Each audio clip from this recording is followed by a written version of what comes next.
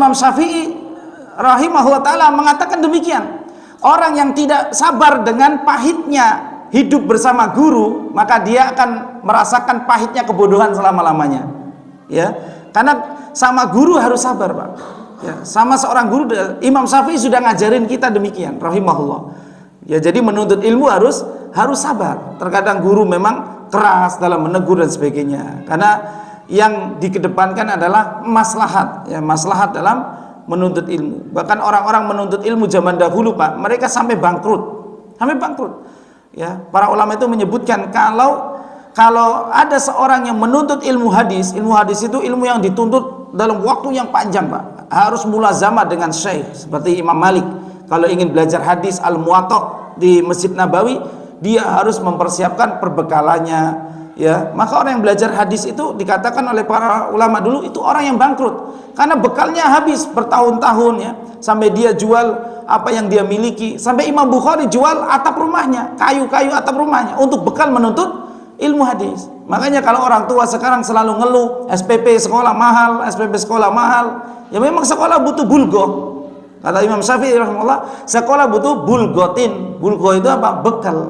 Ya, kalau sekarang ya SPP. Kalau zaman dulu kan merantau menuntut ilmu ke negeri sana, berarti harus bawa bekal. Kalau tidak, bagaimana dia akan hidup di perantauannya saat menuntut ilmu? Ya, maka menuntut ilmu itu ada kisah-kisah panjang, kisah-kisah pilu tentang thalabul ilmi, ya, dan lain sebagainya.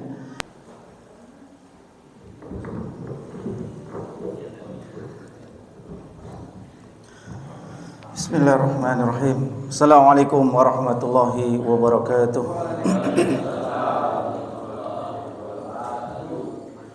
Innal hamdalillah nahmaduhu wa nasta'inuhu wa nastaghfiruh wa na'udzu billahi min shururi anfusina wa sayyiati a'malina.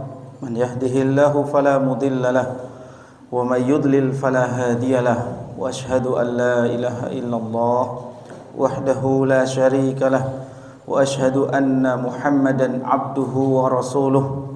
Qala Allah ta'ala fi kitabihil karim, ya ayyuhalladzina amanu ittaqullaha haqqa tuqatih wa la tamutunna illa wa antum muslimun. Wa qala subhanahu, ya ayyuhan nasu ittaqu rabbakumul ladzi khalaqakum min nafsin wahidah وخلق منها زوجها وبث منهما رجالا كثيرا ونساء واتقوا الله الذي تساءلون به والأرحام إن الله كان عليكم رقيبا. وقال تعالى يا أيها الذين آمنوا اتقوا الله وقولوا قولا سديدا يصلح لكم أعمالكم ويغفر لكم ذنوبكم ومن يطع الله ورسوله فقد فاز فوزا عظيما. أما بعد فإن أصدق الحديث كتاب الله وخير الهدي هدي محمد صلى الله عليه وسلم وشر الأمور محدثاتها وكل محدثة بدعة وكل بدعة ضلالة وكل ضلالة في النار. معاشر المسلمين أعزنا الله وإياكم. Kembali kita memuji, menyanjung Allah Subhanahu wa taala atas segala pemberian nikmat yang tidak bisa dihitung. Di antara nikmat besar adalah nikmat waktu luang dan kesehatan. Senantiasa kita mengingatkan kedua nikmat ini. Banyak manusia menyia-nyiakan waktu. Bahkan waktu bagi sebagian manusia begitu tidak ada harganya. Bahkan mereka menganggap waktu itu suatu yang biasa, dia akan lalui, ya. Bahkan dia senang ketika ulang tahun, ya, umurnya bertambah, ya. Bahkan dia punya harapan-harapan baik, namun dia menyia-nyiakan waktu tersebut karena waktu itu adalah pergantian malam dan siang. Kemudian di antara mereka ada yang euforia, mereka bersenang-senang menunggu waktu jam 12 malam 00.01. Kemudian mereka menaruh harapan besar di sana, semoga tahun yang akan datang lebih baik dari tahun yang belakangan. Namun manusia tidak mengetahui hakikat waktu. Hakikat waktu Allah Ta'ala sebutkan dalam surat Al-Furqan, wa huwa alladzi ja'ala al-laila wan-nahara khilfatan liman arada ay yadzakkara aw arada syukura. Dialah Allah Ta'ala yang menggonta-gantikan malam ke dalam siang. Allah yang menjadikan malam dan siang berganti. Inilah waktu. Bagi siapa? Liman arada ay yadzakkara, bagi orang-orang yang mengingat Allah Subhanahu wa taala. Bagi orang-orang yang beribadah kepada Allah Subhanahu wa taala. Karena ada ibadah malam dan ada ibadah siang. Karena Allah Subhanahu wa taala mengetahui keadaan kita. Ada terkadang orang-orang yang dia bisa beribadah di siang hari dengan maksimal, namun lemah di malam hari, beristirahat di malam hari. Ada orang-orang yang siang hari sibuk, maka dia bisa beribadah di malam harinya. Maka siang dan malam adalah untuk beribadah kepada Allah.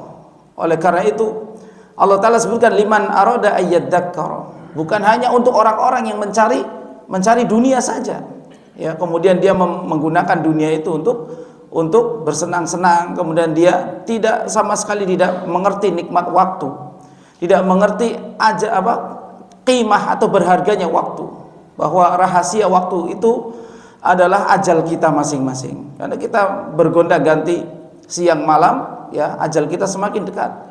Bagi orang-orang yang memahami hal ini, dia akan menyiapkan diri dengan ibadah-ibadah untuk berjumpa dengan Allah Subhanahu wa taala. Au arada syukura, atau bagi orang-orang yang mereka bersyukur kepada Allah Subhanahu wa taala. Orang-orang yang bersyukur, mereka orang-orang yang taat beribadah. Ketika Nabi SAW ditanya tentang sholat malam beliau yang sangat panjang sampai kaki beliau bengkak, beliau mengatakan, afala akunu abdan syakura, apakah aku tidak ingin menjadi seorang abdan syakura, hamba yang bersyukur kepada Allah Subhanahu wa taala. Maka oleh karena itu, ya, pergantian tahun tidak ada bedanya tahun kemarin dengan tahun sekarang, ya. Bedanya apa? Mungkin yang dapat gaji 13 baru beda. Baru beda. Yang enggak ada gaji 13 sami mawon, sama saja tahun kemarin, tahun ini. Yang harus kita perhatikan adalah amal ibadah kita. Imam Ibnu Abbas, Imam Ibnu Mas'ud radhiyallahu anhu, beliau mengatakan, yang paling aku sesali adalah saat matahari terbenam, yaitu ajalku berkurang namun amalku tidak bertambah. Ya, kita tidak punya sholat qobliyah fajar hari Ahad tadi, kita lewat, kemudian kita nggak zikir pagi, kita juga nggak sholat duha, qobliyah zuhur kita lupa, ketinggalan, ya. Ba'diyah zuhur kita buru-buru ada acara, kemudian qobliyah asar kita pun enggak, ya. Nah, ini yang bikin kita rugi, Pak. Sedikit amalan yang kita kumpulkan, karena siang dan malam itu seperti lemari, kata para ulama, ya. Yang mana ketika matahari tenggelam, maka lemari itu akan ditutup, lembaran catatan ditutup. Nanti bukanya nanti di yaumul hisab. Ya, maka oleh karena itu ini pentingnya waktu luang yang kita manfaatkan, apalagi di waktu sekarang, bagaimana media sosial, ya, benar-benar melumpuhkan kita untuk beramal soleh, ya. Bahkan di dalam media sosial itu kita berselancar, ya, kejauhan, ya, terlalu jauh, kemudian kita benar-benar menyia-nyiakan waktu. Padahal Allah bersumpah wal asri demi waktu, Allah bersumpah wal laili demi malam, wan nahari demi siang. Ya, sumpah-sumpah waktu tersebut adalah waktu untuk mengingat Allah Subhanahu wa taala. Liman arada ayyadzakkara au arada syukura. Barakallahu fikum, semoga bisa menjadi pengingat, ya, kita, ya, dan tidak ada bedanya 2022, 2023. Yang berbeda adalah, ya, amal-amal soleh kita. Nama Asmaul Husna yang akan kita bahas setelah nama As-Sami' adalah nama Allah Al-Basir. Al-Basir artinya yang maha melihat. Dan di dalam Al-Quran terdapat isnain wa arba'ina marrah, ada 42 kali penyebutan nama Al-Basir, penyebutan yang sangat banyak. Di antaranya firman Allah Subhanahu wa taala di surat Al-Baqarah, wattaqullaha wa'lamu annallaha bima ta'maluna basir. Bertakwalah kepada Allah dan ketahuilah sesungguhnya Allah Subhanahu wa taala mengetahui atas apa yang kalian kerjakan. Maka ini berhubungan dengan waktu lagi, Pak, ya. Waktu-waktu yang kita lalui dengan perbuatan-perbuatan kita semuanya diketahui oleh Allah, bahkan Allah menyuruh malaikatnya untuk mencatat. Ya, Allah menyuruh kiraman katibin, ya. Allah menyuruh para malaikat untuk mencatat amalan kita setiap waktu, baik ucapan ataupun perbuatan. Oleh karena itu, ucapan terbaik adalah zikir. Maka kalau bapak-bapak ya mengamalkan amalan zikir, nanti akan beruntung di akhirat. Wadzakirinallaha katsira wadzakirat. Orang-orang yang banyak berzikir kepada Allah dari golongan kaum mukminin maupun mukminat, mereka akan beruntung. Ya, wadzakirinallaha wadzakirinallaha katsira wadzakirat. A'adallahu lahum maghfirah. Orang-orang yang banyak berzikir dia akan diberikan ampunan. Ya. Kemudian dia akan dimasukkan ke dalam surga. Ya, maka waktu yang kita lalui kita perbanyak zikir dan istighfar. Zikir yang utama ada 6, yaitu yang disebut baqiyatus sholihat. Yang pertama 4 yang utama, subhanallah walhamdulillah wala ilaha illallah Allahu akbar. Ini baqiyatus sholihat. Ditambah yang kelima, la haula wala quwata illa billah. Kemudian yang keenam, kita bisa membaca sholawat Allahumma sholli wa sallim wa barik ala nabiyina Muhammad dan sejenisnya yang diajarkan. Ya, kemudian yang ketujuh ya baca Quran dan sebagainya. Maka zikir-zikir ini khairun, lebih baik daripada kehidupan dunia. Ya, karena zikir ini akan kekal pahalanya dan akan menyebabkan seseorang tinggi kedudukannya di akhirat. Ya, yang paling bisa diharapkan di kehidupan akhirat, yang pertama adalah rahmat Allah, jelas tidak bisa dipungkiri. Seseorang masuk surga karena rahmat Allah. Yang kedua yang menjadi pengharapan kita di akhirat adalah ketakwaan kita masing-masing, Pak. Ketakwaan kita masing-masing sebelum kita bicara syafaat. Kalau syafaat itu kan pertolongan. Ada orang masuk neraka, kita nggak lihat teman kita di surga. Kemudian kita akan diizinkan, ya. Kalau kita diberi izin oleh Allah untuk mengangkat teman kita itu, kita akan mengangkat. Kemudian Allah meridhoi dia yang ada di neraka untuk diangkat dia. Kalau syafaat nanti bab terakhir. Tapi yang kita andalkan adalah setelah rahmat Allah adalah ketakwaan kita masing-masing. Maka di sini Allah Ta'ala berfirman, wattaqullah, bertakwalah kepada Allah. Nasihat dari zaman Nabi Adam sampai hari akhir, nasihat terbaik adalah nasihat takwa. Nasihat takwa. Oleh karena itu khutbah Jumat diringkas dari 4 rakaat jadi 2, ya. Kemudian dikasih disisipi nasihat takwa. Ya, khutbah Jumat, setiap Jumat kaum muslimin mendapatkan nasihat takwa. Ya, maka oleh karena itu inilah pentingnya nasihat takwa. Wattaqullaha wa'lamu, ketahuilah anallaha bima ta'maluna basir. Sesungguhnya Allah mengetahui, melihat ya, apa-apa yang kalian kerjakan. Kemudian di ayat yang lain surat Ali Imran ayat ke-15, wallahu basirum bil ibad, dan Allah Subhanahu wa taala basirum bil ibad, maha melihat bil ibad kepada hamba-hambanya. Wallahu basirum bil ibad alladzina yaquluna rabbana innana amanna faghfir lana dzunubana wa qina adzabannar. Ini adalah hamba-hamba Allah Subhanahu wa taala. Ya, maka Allah maha melihat amal-amal hamba-hambanya. Ketika sudah disebut ibad, hamba-hamba Allah, maka mereka memiliki kedudukan spesial, ya, di sisi Allah Subhanahu wa taala. Ibadur Rahman, ya, hamba-hamba Allah Ar-Rahman yang Maha Pengasih. Maka hamba-hamba Allah ini adalah wali-wali Allah. Ya, jadi wali itu menurut Al-Qur'an adalah orang-orang yang beriman dan bertakwa, dan mereka adalah ibadullah. Mereka lah hamba-hamba Allah. Ya. Maka Allah Subhanahu wa taala basirum bil ibad, ini menunjukkan motivasi bahwa Allah melihat amal-amal hamba-hambanya sehingga sedikit amal pun tidak akan dikecewakan. Allah as-sadiq al-mu'min, Allah yang maha benar janjinya, maka Allah akan membalas sekecil apapun kebaikan dengan 10 kali lipat minimal. Wallahu basirum bil ibad. Kemudian dalam surat Asy-Syura ayat 27, innahu bi ibadihi khabirum basir. Sesungguhnya Allah Subhanahu wa taala terhadap hamba-hambanya khabirum basir, maha teliti lagi maha melihat. Khabirun terhadap urusan-urusan hati, basirun melihat amalan-amalan zohiriyahnya. Jadi baik lahiriah atau batiniyah maupun lahiriah semuanya diketahui oleh Allah Subhanahu wa taala. Maka kalau kita memahami dengan benar, memahami dengan baik, mengenal Allah Al-Basir, zat yang maha melihat, maka kita akan mendapatkan ibadah muraqabah, senantiasa diawasi oleh Allah Subhanahu wa taala. Baik. Jadi inilah dalil nama Allah Al-Basir ya.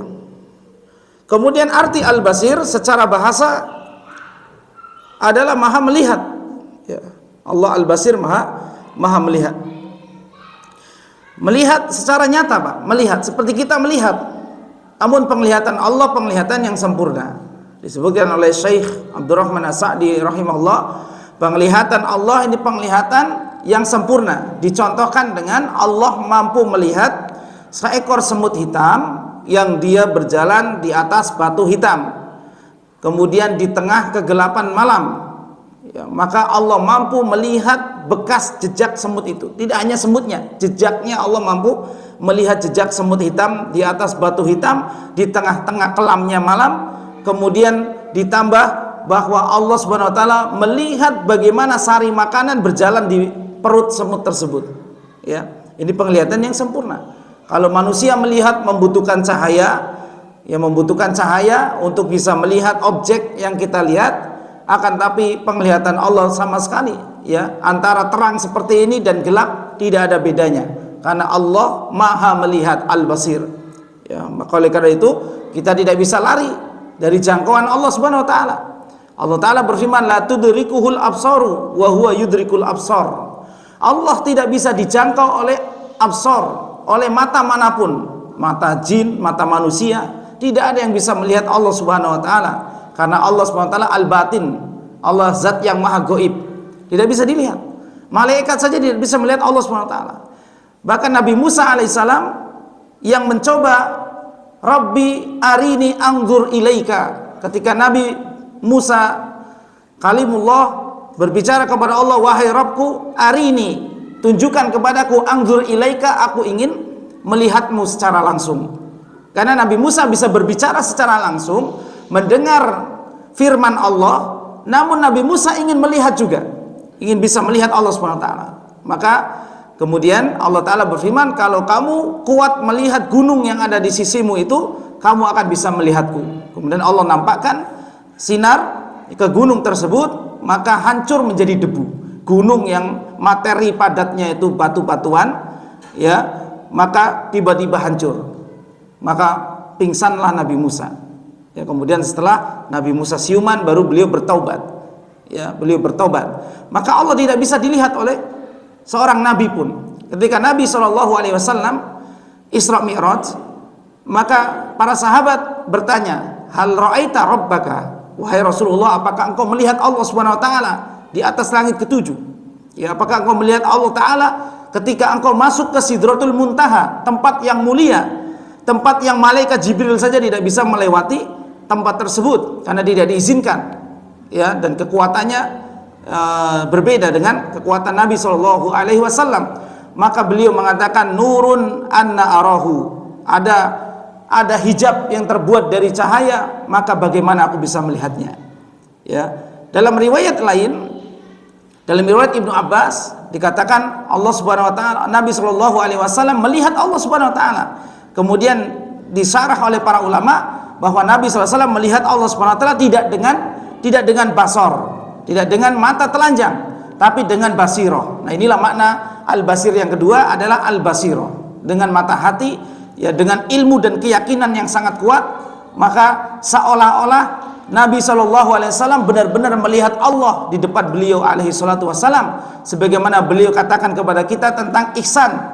Apa itu ihsan? Antak budallah, ketika engkau beribadah kepada Allah, ka'annaka tarahu, seolah-olah engkau melihat Allah Subhanahu wa taala, melihat dengan iman, melihat dengan keyakinan dan kepercayaan ya. Maka ini yang dikisahkan kepada kita, yang dituturkan kepada kita dari baginda Nabi SAW. Jadi makna Al-Basir ada dua. Basir artinya maha melihat ya, maha melihat urusan-urusan yang lahiriah ataupun urusan-urusan yang batin ya. Kemudian Al-Basir bisa diartikan dengan al-ilm, ya.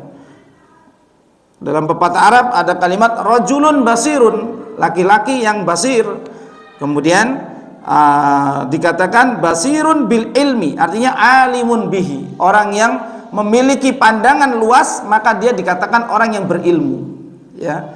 Maka terkadang kita juga menyebut saudara kita demikian, Pak, bahwa orang ini pandangannya tajam. Maksudnya pandangannya tajam, ilmunya dalam, ya, dalam melihat sesuatu. Ya, dalam melihat sesuatu. Baik, ini makna secara bahasa bahwa al-basir maknanya ada dua. Basir artinya basor, yaitu penglihatan. Kemudian yang kedua artinya basirah atau al-ilmu wal fatonah. Ya, artinya adalah ilmu. Ya. Kemudian makna al-basir oleh para ulama yang merupakan hak bagi Allah Subhanahu wa taala, al-makna fi haqqillahi taala. Berkata Imam Ibnu Jarir tentang ayat Al-Baqarah 96 di atas, wallahu basirum bima ya'malun, dan Allah Maha melihat apa yang mereka kerjakan. Beliau mengatakan wallahu dzu ibsar bima ya'malun, Allah memiliki kemampuan melihat segala apa yang dikerjakan oleh makhluknya. La yakhfa alaihi syai'un min a'malihim, tidak ada sesuatu yang luput dari pekerjaan kita, Pak. Jadi kita sedang ngaji begini, ya, dilihat oleh Allah Subhanahu wa taala. Dilihat. Ada yang serius, ada yang ngantuk, ya, ada yang tidur, ya. Semua dilihat oleh Allah Subhanahu wa taala. La yakhfa alaihi syai'un min a'malihim. Ya, karena lagi rame, Pak. Kemarin, ya, seliweran tentang kalau ustadz negur jamaah dengan keras di pengajian, ya, jangan tidur, jangan ini. Memang diantara adab thalabul ilmi adalah tidak mengapa kalau seorang audiens ditegur oleh seorang guru, maka tidak mengapa. Yang penting jangan dibawa baper. Dan guru juga terkadang negur secara umum, ada yang negur secara umum dan ada yang negur secara khusus. Ya, misalkan mas yang di balik tiang itu jangan tidur misalkan. Tapi kan gak ada yang di balik tiang kan. Ini contoh saja, contoh. Ya. Dan Imam Syafi'i rahimahullah taala mengatakan demikian. Orang yang tidak sabar dengan pahitnya hidup bersama guru, maka dia akan merasakan pahitnya kebodohan selama-lamanya. Ya. Karena sama guru harus sabar, Pak. Ya, sama seorang guru, Imam Syafi'i sudah ngajarin kita demikian rahimahullah. Ya, jadi menuntut ilmu harus sabar. Terkadang guru memang keras dalam menegur dan sebagainya. Karena yang dikedepankan adalah maslahat, ya, maslahat dalam menuntut ilmu. Bahkan orang-orang menuntut ilmu zaman dahulu, Pak, mereka sampai bangkrut. Ya, para ulama itu menyebutkan kalau ada seorang yang menuntut ilmu hadis itu ilmu yang dituntut dalam waktu yang panjang, Pak. Harus mulazamah dengan syekh seperti Imam Malik.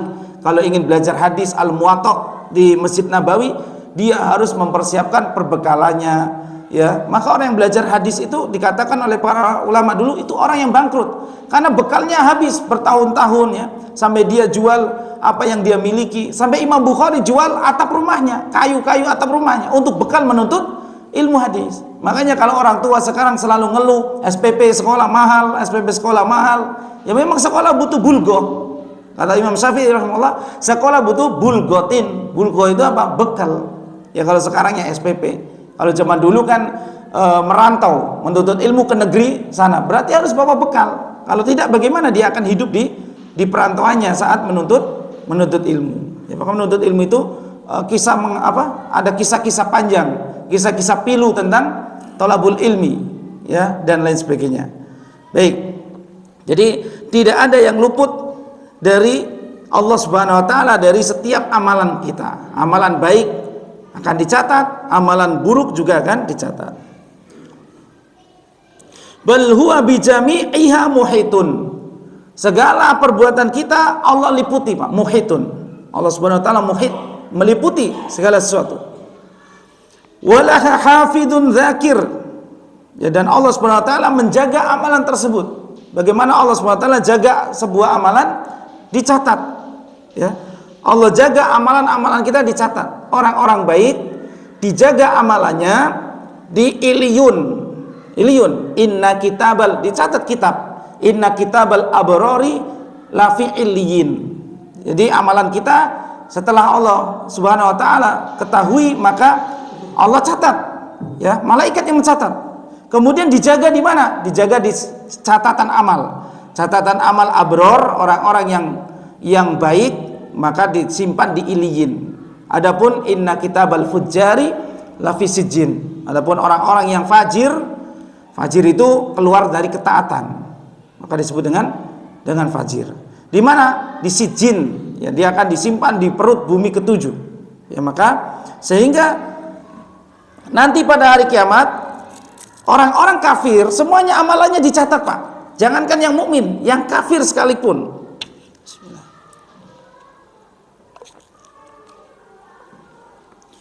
Orang kafir mereka akan berkata, ma hadzal kitab. Ini catatan apa ini? Ma hadzal kitab itu menunjukkan ta'ajub dia. Ma hadzal kitab. La yughadiru saghiratan wala kabiratan illa ahsaha. Jadi orang kafir saja seluruh amalnya dicatat, Pak. Ya. Hari ini mabok di sini, ya kan? Hari ini ya dia berzina di sini. Nah, orang kafir kan bebas. Ya. Karena hati orang kafir itu hati yang mayit. Ya, mereka itu seperti mayit, Pak. Karena permisalan orang yang berzikir dengan orang yang tidak berzikir seperti orang yang hidup dengan orang yang mati. Orang kafir mana berzikir dia? Tuhannya saja tidak kenal. Jadi mereka mati semua hatinya. Ya, jadi mayat berjalan itu ya orang-orang kafir. Karena inti kehidupan adalah qalbun kita, hati kita.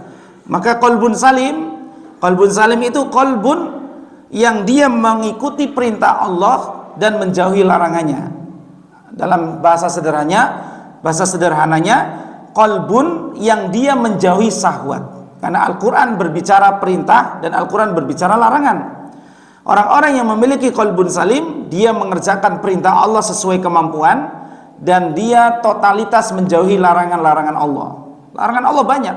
Jangan berzina, jangan berjudi, jangan makan riba, jangan minum khamr, ya, kemudian jangan menggibah. Banyak sekali larangan-larangan. Maka orang yang memiliki hati yang salim, maka dia akan mengikuti perintah-perintah tersebut dan menjauhi larangan-larangan. Ini namanya apa?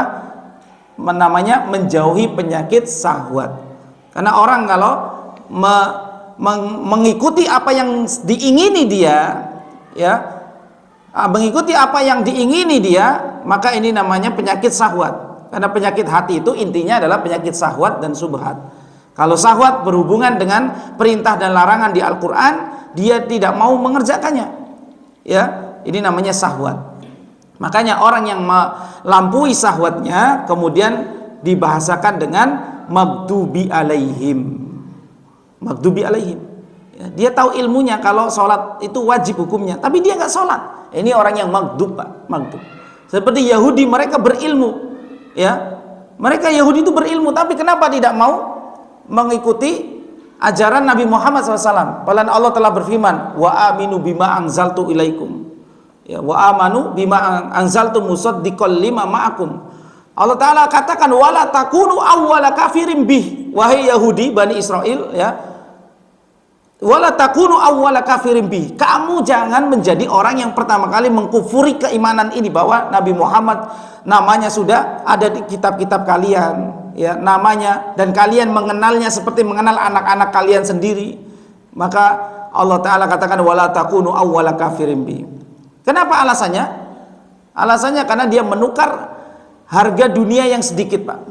Ya, mereka menukar ayatillahi samanan qalilan. Jadi demi apa? Sesuatu yang sedikit. Karena orang-orang Yahudi di kota Yasrib dulu banyak, Pak, banyak. Mereka memang berkumpul di sebuah kota yang di dalam Bible mereka bahwa Nabi terakhir akan muncul di kota yang banyak pohon kormanya. Di dataran Saudi, Jazirah Arabia, yang banyak kormanya itu di Yasrib. Karena secara geografis memungkinkan di situ subur tanahnya, banyak mata air. Di Yasrib itu ya kota Madinah sekarang ini.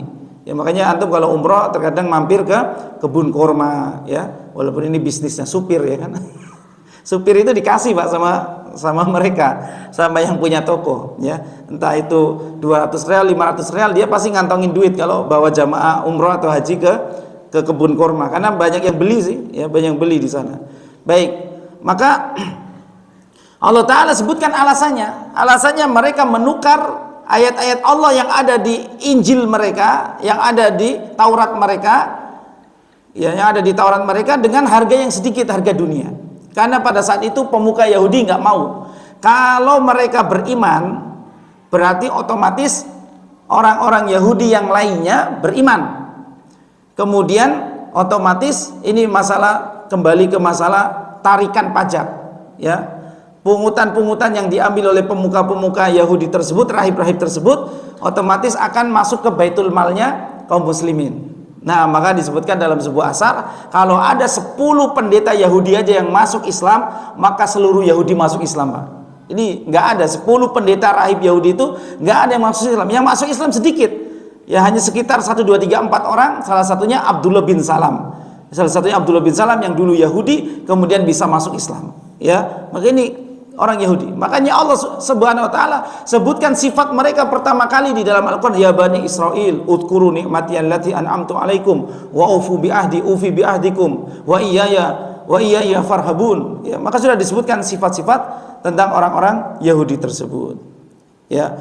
Jadi Allah Subhanahu wa taala, ya, kembali ke materi kita, ya, Maha melihat segala sesuatu, urusan, ya, meliputi segala urusan. Baik.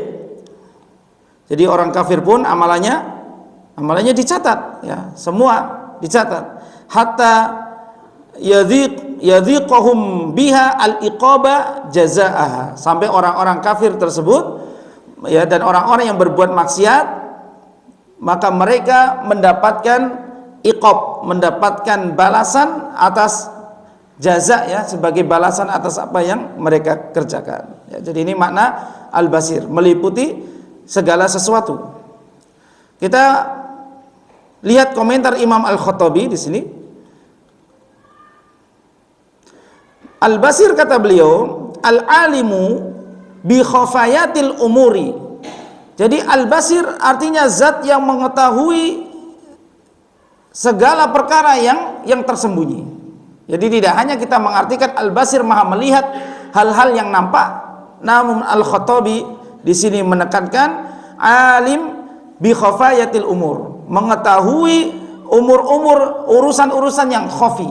Urusan yang khafi saja Allah SWT mengetahuinya, karena mana al-basir tidak hanya basar, melihat, namun bisa berarti basiroh, ya. Bisa berarti basiroh, mengetahui urusan-urusan yang batin, ya.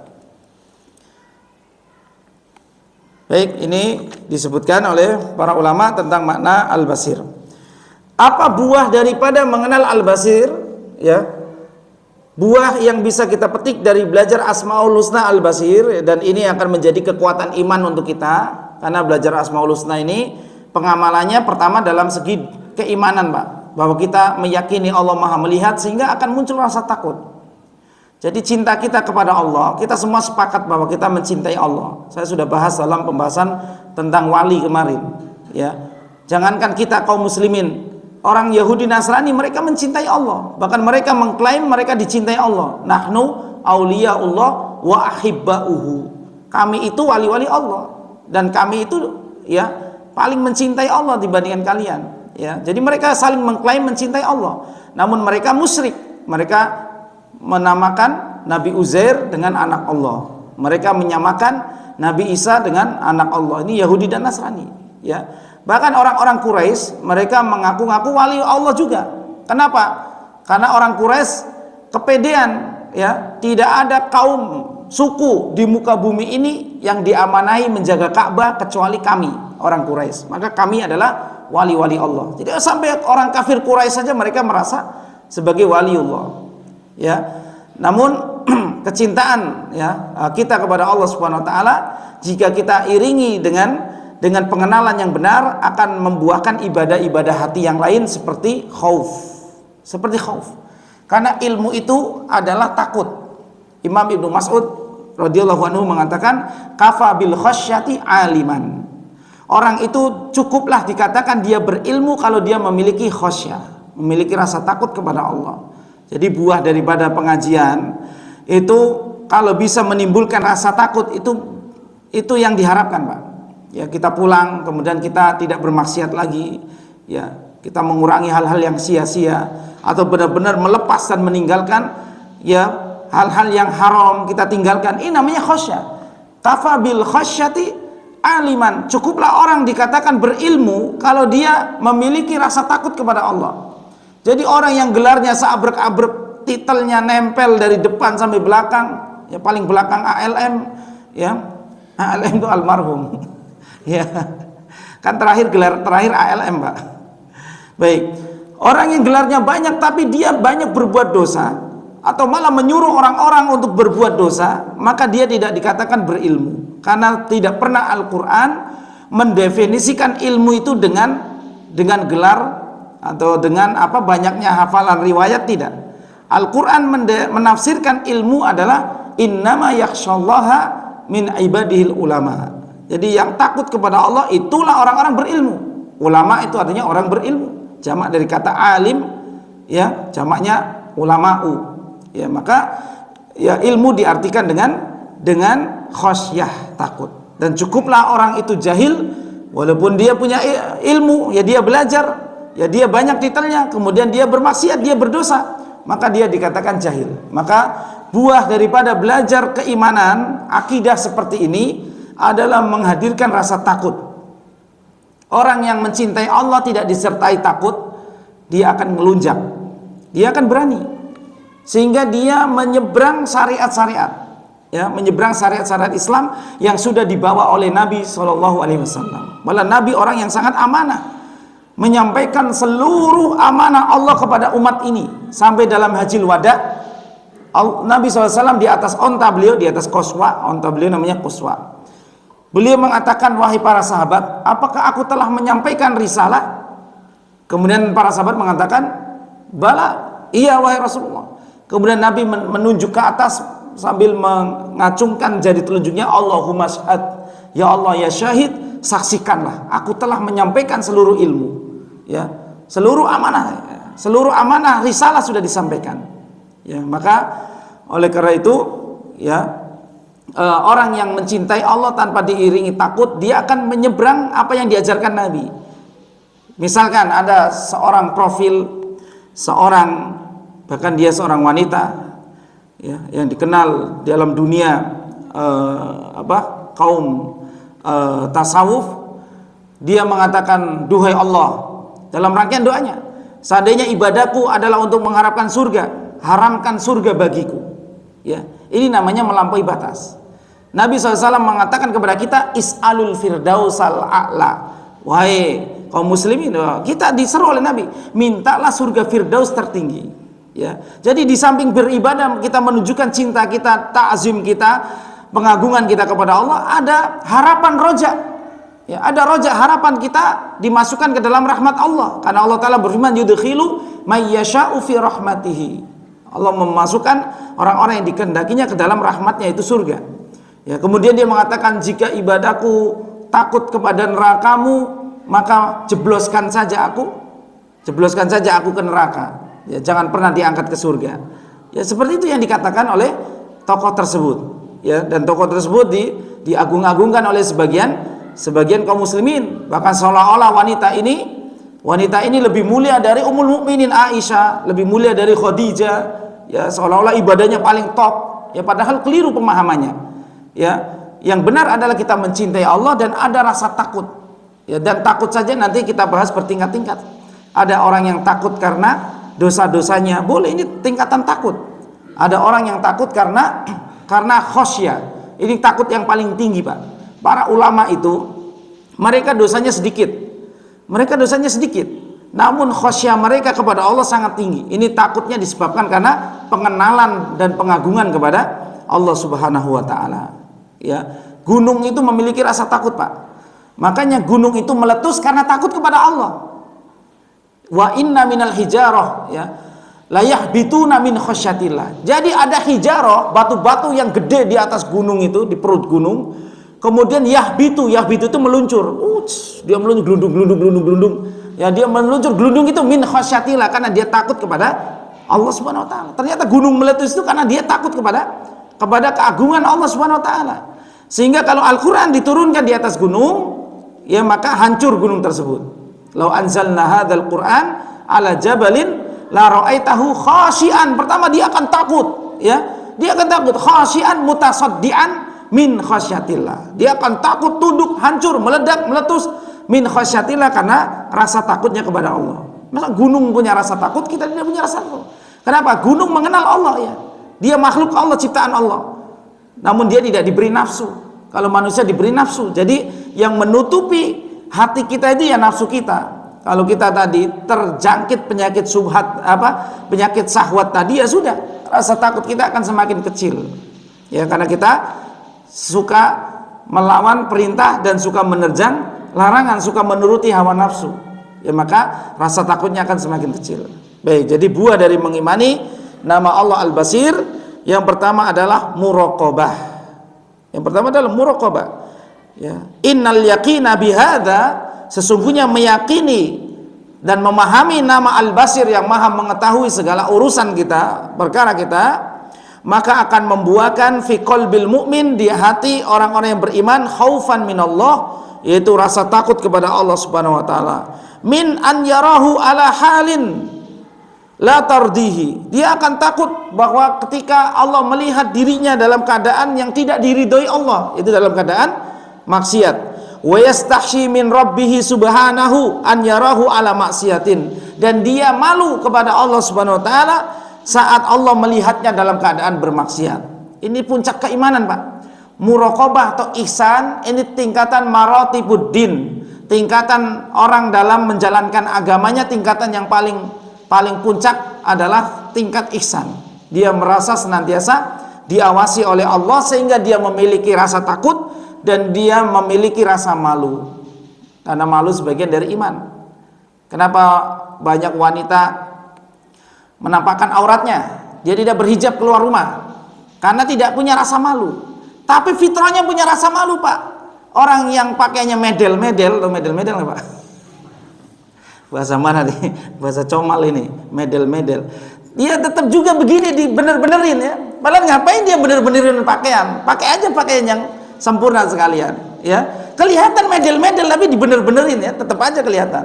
Ya, ini kadang nggak sengaja di jalan, ya. Ya, kita lampuin aja, kalau gitu kita salip aja. Ya, kata melihat aurat di depan kita. Ya, karena untuk kita nadratul ula, pandangan pertama tidak berdosa, Pak. Nah, pandangan yang berikutnya berdosa. Kalau pandangan pertama nadratul ula tidak berdosa. Tapi kita jangan niat, ya. Jangan niat mengikuti pandangan yang kedua. Kalau pandangan kedua dituruti maka akan dicatat sebagai penglihatan haram. Penglihatan haram, ya. Jadi secara fitrah itu manusia punya rasa malu, tapi karena syahwat, karena keimanan yang lemah dan karena rasa malu dan iman itu bersatu. Kalau orang imannya kuat, rasa malunya kuat. Sehingga rasa malu juga termasuk bab yang menjadi nasihat dari nubuwatil ula. Sesungguhnya min kalamin nubuwatil ula, Nabi SAW katakan, sesungguhnya nasihat-nasihat nubuah awal-awal kenabian dari Nabi Adam, Nabi Nuh, ya Nabi Idris, semuanya mereka mengatakan, para nabi dan rasul, in lam tastahi fasna ma syi'ta. Kalau kamu tidak malu wahai kaum, ya silakan kamu berbuat sekehendakmu sendiri. Ya, makanya orang yang nggak punya malu, dia berbuat sekehendaknya sendiri, Pak. Ya, sekarang ini penyakit ini menjalar ke kaum muslimin. Bahkan sangat miris ketika dikatakan seorang santriwati penghafal Al-Qur'an, ternyata dia punya aplikasi TikTok bukan TikTok, ya. Sekarang taktok ini lagi viral, ya. Bahasa Arabnya tuk-tuko, ya. Tek-tek lato-lato ini bahasa Arabnya tuk-tuko, ya. Di Arab juga ada kok. Ada yang jualan lato-lato. Jadi dia bermain TikTok, ya. Dia joget-joget, entah begini, niruin gaya tirek, gaya kucing, gaya macan, ya. Gaya apa aja. Ini penghafal Quran. Ya, sudah tertangkap, ya, bahwa dia bermain TikTok, berjoget-joget, ya sambil ya pamer wajahnya, tidak malu, kemudian ditonton oleh laki-laki dan orang lain. Ya, orang tuanya pun mungkin melihatnya. Ya, jadi rasa malu ini harus dilatih. Jadi kita tidak ada salahnya, Pak. Bahkan bagus melatih anak-anak kita itu, katakan kepada mereka malu, ya kan? Misalkan anak perempuan kita yang masih usia SD, kemudian dia tidak pakai jilbab, ingin ikut kita keluar rumah, pakai jilbab, Dek, malu, ya. Maka ajarkan rasa malu dari kecil. Ajarkan rasa malu dari kecil, pendidikan. Karena anak-anak itu, Pak, ya, kalau tidak diberi agama, mereka tidak akan jadi baik. Antum beri anak antum uang 1 miliar pun nggak akan jadi baik, dan antum nggak akan mendapatkan birul kebaktian mereka kelak saat mereka dewasa kepada kebaktiannya kepada kita. Ya, makanya Allah Ta'ala berfirman, qu anfusakum, jaga dirimu, diri kita dulu.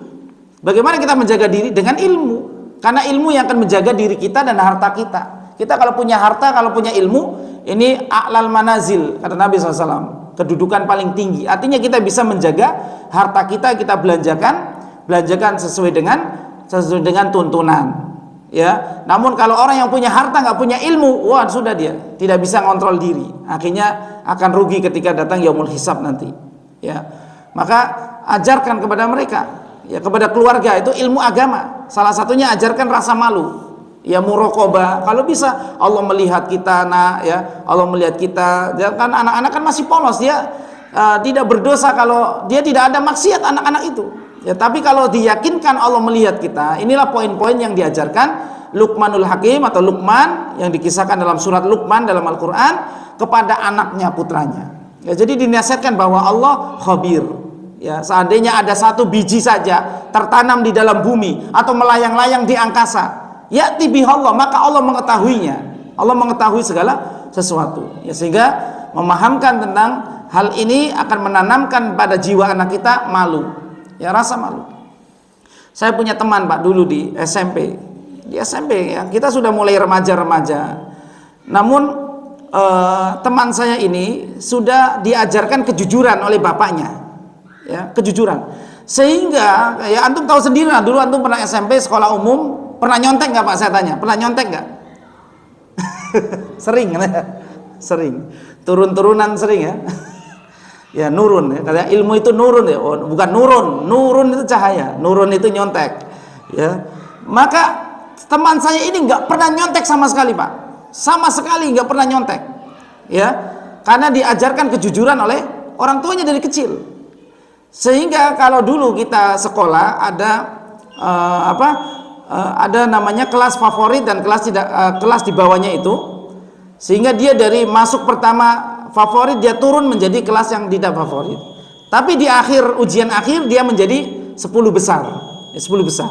Karena di waktu ujian banyak siswa-siswa yang stres. Ya, banyak siswa-siswa yang stres dengan keadaan, dan dia peluang untuk nyontek tidak ada di waktu ujian nasional. Tidak ada. Karena pengawasnya kan bukan pengawas guru kita, dioper, ya, guru sana ngawasi ini, guru sana. Ya, maka banyak yang gagal, tapi dia karena sudah terlatih dengan kejujuran, dengan kepedean, dia masuk ke tingkat 10 besar itu. Ya, maka latih anak-anak kita dari kecil hal-hal kejujuran, ya, jangan nyontek. Kemudian hal memiliki sifat malu, ya, ini harus dilatih dari kecil. Ya, adab-adab ini. Ya, karena ini merupakan adab kepada Allah Subhanahu wa taala Azza wa Jalla. Inilah buah daripada mengimani nama Allah Subhanahu wa taala Al-Basir.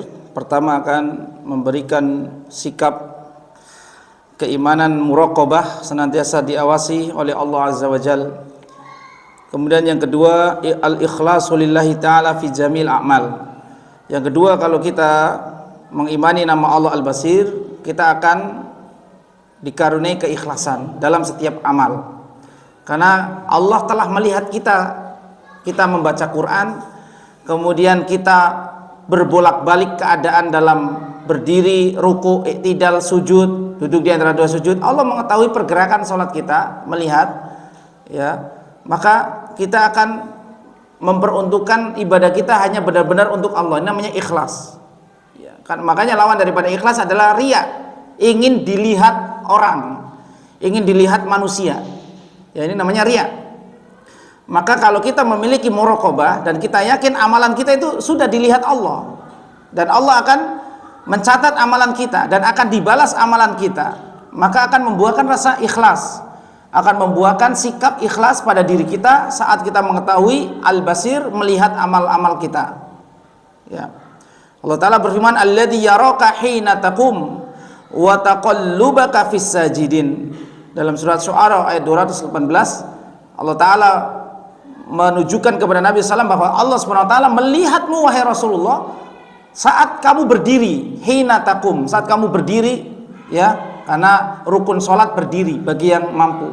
Maka oleh karena itu kalau bapak-bapak sakit, ya kemudian tetap ikut sholat, ya, maka sholat itu takbir ihramnya berdiri, Pak. Walaupun nanti bapak harus duduk. Kalau mampu berdiri, berdiri dulu. Allahu Akbar, takbiratul ihram, baru bapak duduk di kursi. Nanti ruku dengan isyarat, ya sujud lebih rendah dengan isyarat lagi. Karena syarat rukun sholat, ya, adalah berdiri. Ya, jadi Allah Ta'ala mengetahui saat Nabi SAW berdiri lama, berdiri panjang membaca Al-Quran, wa taqallubaka fis sajidin, dan pergerakan Nabi dari ruku, i'tidal, ya, kemudian sujud, duduk di antara dua sujud, sujud kembali, maka wa taqallub bergonta-ganti keadaan fis sajidin, di dalam sujudnya Allah mengetahui.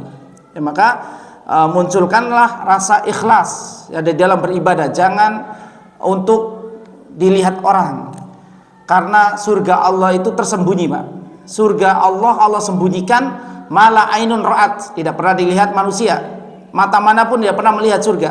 Wala udhurun sami'at, tidak pernah telinga ini secara detail mendengar tentang surga itu seperti apa kenikmatan-kenikmatannya. Wala khatara ala qalbin basar, dan tidak pernah terbetik di hati manusia manapun tentang surga. Jadi seniman sepinter apapun dia menggambar-gambar surga, itu bukan surga, karena tidak akan terbetik di hati manusia surga itu seperti apa. Allah sembunyikan. Untuk siapa? Untuk orang yang suka menyembunyikan amal. Untuk orang yang suka menyembunyikan amal karena dia ikhlas, hanya merasa dilihat Allah SWT, hanya merasa mengharap pahala dari Allah SWT saja. Maka al-jaza'u min jinsil amal, balasan sesuai dengan perbuatan kita. Dan Allah memotivasi kita dengan Al-Basir, ya, kita mengimani nama Al-Basir, dan kita harus memperuntukkan amal kita hanya untuk Allah SWT. Karena riya itu syirik. Riya itu syirik. Beramal untuk selain Allah syirik. Maka riya itu amalan yang paling ditakutkan Nabi untuk para sahabat. Yang paling aku takutkan kepada kalian bukan kalian nyembah patung lagi, tapi riya, tapi syirik kecil, syirkul asghar tadi. Ya. Kemudian yang terakhir, bahwa mengimani nama Allah Al-Basir, kita akan menentukan, akan mengimani sifat Al-Basir bagi Allah Subhanahu wa taala, sifat basar, bahwa Allah melihat. Ya, Allah Maha melihat. Bahkan Allah Maha melihat. Sehingga keimanan kita semakin kuat, Pak. Karena patung-patung yang disembah oleh kaum musyrikin, mereka tidak bisa melihat, sehingga memiliki cacat yang sangat banyak. Masa Tuhan itu cacat? Ya kan? Allah Ta'ala katakan di dalam Al-Quran, qul hal yastawil a'ma wal basir, apakah sama sesuatu yang buta dan sesuatu yang basir melihat? Afala tatafakkarun, apakah kalian orang-orang musyrik tidak berpikir kalau yang kalian sembah patung itu buta, nggak bisa melihat? Ya. Kemudian Allah Ta'ala berfirman, masalul fariqaini kal a'ma wal asam wal basir was sami' hal yastawiyani masala afala tadzakkarun. Ini untuk mengumpamakan tamsil tentang orang yang beriman dan orang yang musyrik. Ya, jadi sembahan mereka itu sembahan mereka tuli, kemudian buta, tidak bisa melihat, tapi mereka sembah. Sebenarnya yang mereka sembah adalah hawa nafsu mereka sendiri, keinginan mereka sendiri. Ya, dengan subhat bahwa ini adalah gambaran orang-orang solih, gambaran orang-orang soleh yang nanti mereka akan mendekatkan diri kita kepada Allah di dunia ini, dan di akhirat akan memberi syafaat. Ini subhat yang dilontarkan setan kepada para penyembah berhala. Ya, illa liyuqarribuna ilallahi zulfa. Kemudian yang kedua, nanti pada hari kiamat mereka orang-orang solih ini akan memberi syafaat untuk kita. Ya, baik. Jadi mengenal Allah Al-Basir, kita akan semakin kuat keimanan kita kepada Allah Subhanahu wa taala, karena benar-benar pengkabaran tentang sifat-sifat Tuhan yang diibadahi oleh manusia ini lengkap detail sekali dalam agama Islam. Ya, Dalam agama Islam sifat-sifat Allah SWT dikabarkan kepada kita, maka tidak ada ilmu yang paling sempurna menggambarkan tentang Tuhan yang disembah kecuali di dalam agama Islam. Ya, kalau di agama yang lain tidak detail, Pak. Ya, tidak detail. Ya, bahkan ketika mereka menyembah hujah mereka itu seperti al-ankabut, seperti ankabut, lemah sekali. Mereka merasa kuat menyembah Tuhan mereka, tapi mereka sebenarnya seperti baitil ankabut, kabaitil ankabut, yang mereka merasa bagus, kuat, kokoh, tapi sebenarnya sangat lemah. Ketiup angin sedikit robek rumah jaring-jaring laba itu. Ya, maka ada surat Al-Ankabut di dalam Al-Quran untuk menggambarkan lemahnya pemahaman kaum musyrikin terhadap Tuhan-Tuhan mereka. Jadi seperti baitul ankabut, jaring-jaring laba. Ya, jaring-jaring laba-laba, lemah sekali hujah mereka. Maka tauhid yang kuat, yang kokoh adalah tauhidnya agama Islam. Benar-benar Allah Subhanahu wa taala memperkenalkan dirinya dengan nama-nama dan sifat-sifatnya, kemudian kita mengimaninya, kemudian inilah kekuatan iman kita yang akan membuat kita bahagia ya di dunia dan akhirat, dan mendapatkan keamanan di dunia dan akhirat, karena kunci masuk surga adalah la ilaha illallah, adalah tauhid. Barakallahu fikum. Ada pertanyaan? Apakah ada pertanyaan? Dipersilakan. Baik, jika tidak ada kita cukupkan, dan semoga bermanfaat ilmu kita, ya tauhid kita, dan menyelamatkan kita yang akan menjadi dasar pondasi kita, rasa cinta kita, rasa malu kita, rasa khauf kita kepada Allah Subhanahu wa taala. Subhanakallahumma wa bihamdika asyhadu an la ilaha illa anta astaghfiruka wa atubu ilaik. Wassalamualaikum warahmatullahi wabarakatuh.